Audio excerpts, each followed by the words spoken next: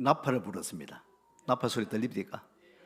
김왕년님이 옛날에 군악대 출신인데 우리 교회 와서 이제사 우리 세 가족인데요, 나팔 부신다고 그래가 한번 불러보자고 오늘 회중 찬양을, 집사람은 오늘 바이올린 하고 잘 들리진 않죠? 너무 뒤에서 보니까.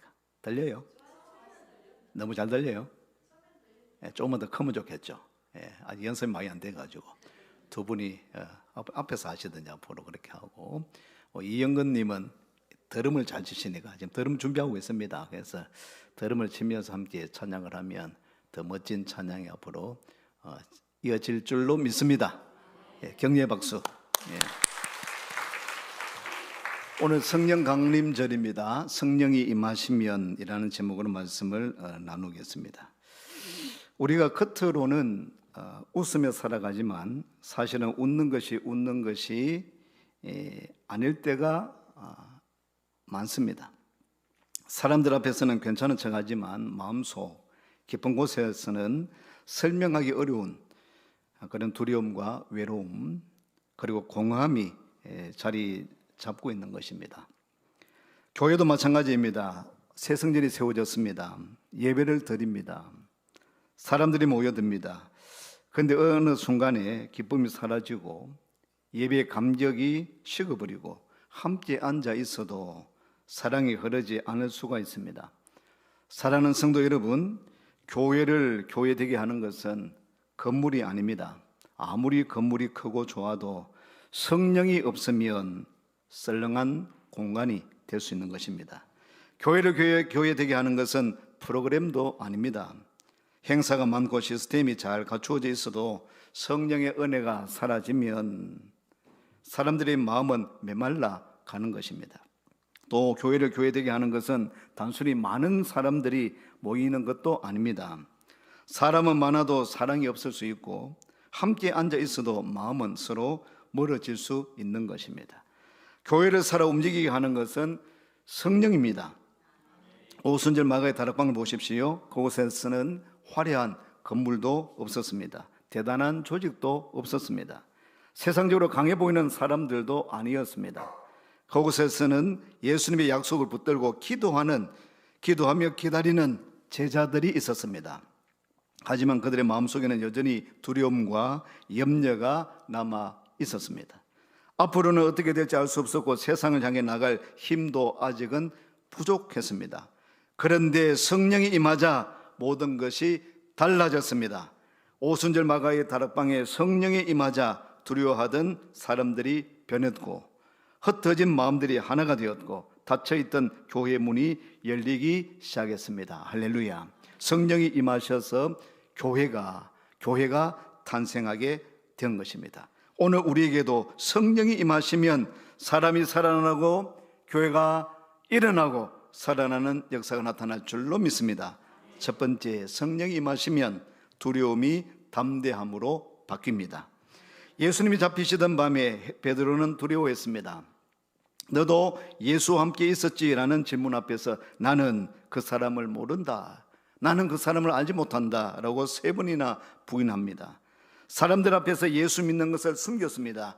그런데 사도행전 2장에서는 완전히 달라지는 모습을 보입니다. 베드로는 오순절에 모여든 사람들 앞에 담대히 서서 외칩니다. 사도행전 2장 36절 말씀에 그런즉 이스라엘 온 집은 확실히 알지니 너희가 십자가에 못 박은 이 예수를 하나님이 주와 그리스도가 되게 하셨느니라. 아멘, 아멘. 무엇이 달라졌습니까, 여러분? 베드로의 성격이 바뀐 것이 아닙니다. 성령이 임하신 것입니다. 예수님이 이미 말씀하셨습니다. 오직 성령이 너희에게 임하시면 너희가 권능을 받고, 여기서 권능은 단순한 힘이 아니라 두려움을 넘어서는 하나님의 능력이 임하셨다라는 것입니다. 임한다라는 것입니다. 구약의 모세도 마찬가지였습니다. 모세는 처음 부르심 받을 때 이렇게 말했습니다. 출애굽기 4장 10절 말씀에 모세가 여호와께 아뢰되 오 주여 나는 본래 말을 잘하지 못하는 자입니다. 주께서 주의 종에게 명령하신 후에도 역시 그러하니 나는 입이 뻣뻣하고 혀가 둔한 자니이다. 나는 말을 잘 못합니다. 입이 뻣뻣해서 말을 잘못하는 그런 사람입니다. 그러나 하나님께서 함께 하시자 애굽 왕 바로 앞에 서서 하나님의 말씀을 선포하는 그러한 지도자가 되는 것입니다. 이스라엘을 출애굽시키는 출애굽의 위대한 지도자가 되었습니다.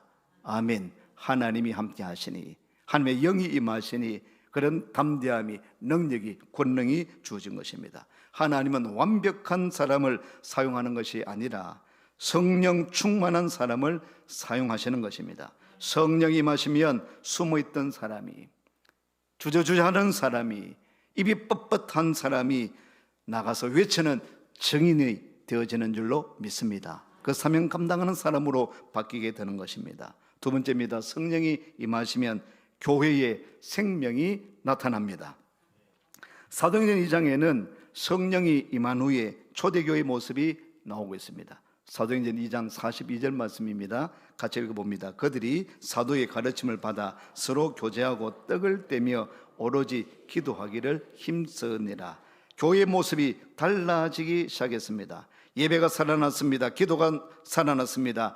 교제하는 것이 살아나기 시작했습니다. 그리고 이어서 이렇게 말씀합니다. 사도행전 2장 46절 말씀입니다. 같이 읽습니다. 날마다 마음을 같이하여 성전에 모이기를 힘쓰고 집에서 떡을 떼며 기쁨과 순전한 마음으로 음식을 먹고 하나님을 찬미하며 또 온 백성에게 칭송을 받으니 주께서 구원받는 사람을 날마다 더하게 하시니라. 아멘. 교회가 살아나자 사람들이 모이기 시작한 것입니다. 주께서 구원받는 사람을 날마다 더하게 하시니라. 성령님이 임하시면 이러한 역사들이 나타나기 시작하는 것입니다.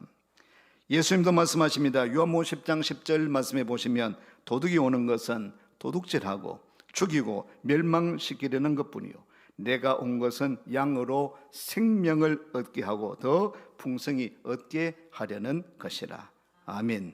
교회는 생명을 얻는 곳이어야 합니다.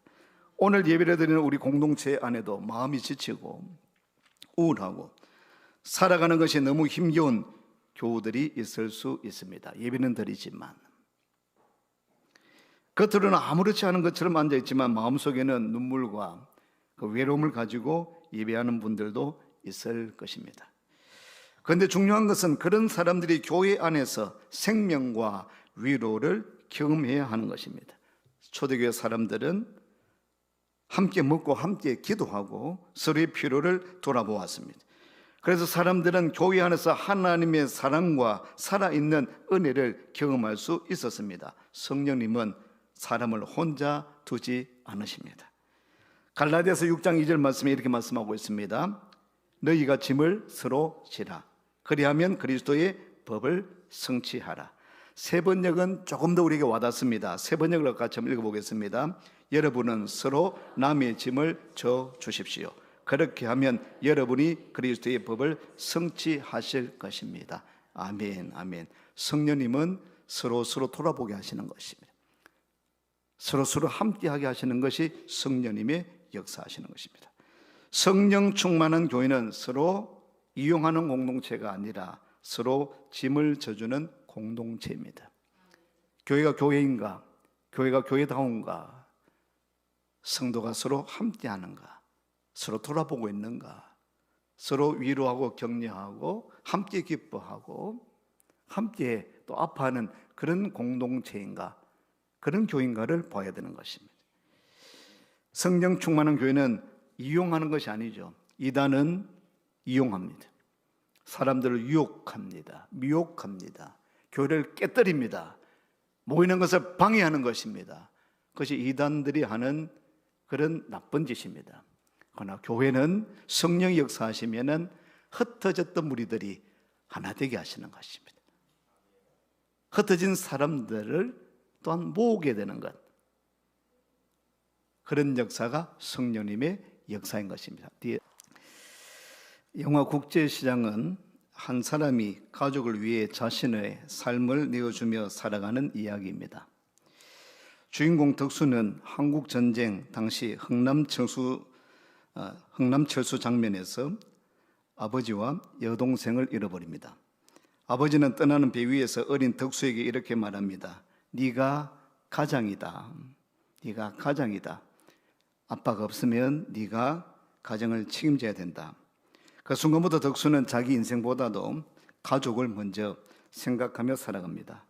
부산국제시장에서 힘겹게 장사하고 가난 때문에 독일 광부로 떠나고 베트남 전쟁터까지 갑니다. 영화 속에는 화려한 성공 이야기가 없습니다. 오히려 눈물과 그 희생의 그런 이야기가 많이 등장합니다. 그런데 많은 사람들이 이 영화를 보고 감동을 받습니다. 많이 울었습니다. 오늘 저 어린 친구가 울고 있어요. 덕수의 삶 속에서 누군가를 위해 살아가는 그 사랑, 누군가를 위해서 살아가는 그 사랑을 보았기 때문입니다. 특히 영화 후반부에 나이 든 덕수가 혼잣말처럼 이야기하는 장면은 많은 사람들의 마음을 울렸습니다. 아버지, 네 진짜 힘들었거든요. 참 힘들었습니다. 우리 가족 지키려고. 마지막 장면 보십시오. 아버지는 울고 있는데 가족들은 즐겁게 행복한 그 모습을 보여주지 않습니까? 평생 가족 앞에서는 괜찮은 척했지만 사실은 너무 무겁고 힘들었던 것입니다.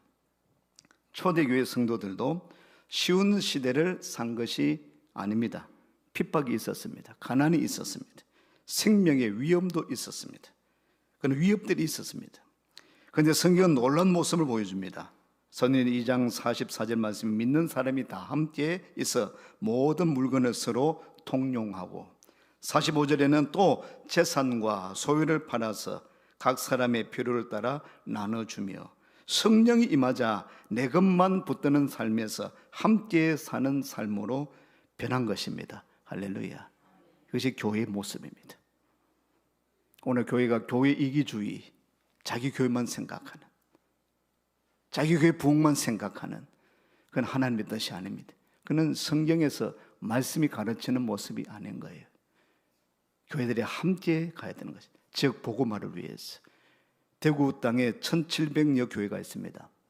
크고 작은 교단들이 있고요, 여러 교회들이 있습니다.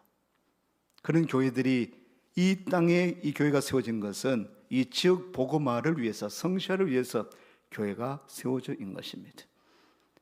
주어진 지역에서 열심히 복음을 전하고 주님의 사랑, 은혜를 나타내고 증거하는 그 사명을 교회가 감당해야 될 줄로 믿습니다. 어려운 시대의 초대교회는 그 사명을 감당한 것입니다. 성령이 임하시니까. 어려웠지만, 힘들었지만, 위협이 있었지만 목숨을 걸고 교회를 지켰습니다. 성도들을 지켰습니다. 공동체를 이루었습니다. 세 번째, 성령이 임하시면 하나가 됩니다. 오순절에는 여러 나라 사람들이 모였습니다. 언어도 다르고 문화도 달랐습니다. 그런데 성령이 임하자 각 사람이 자기 언어로 복음을 듣게 되는 것입니다.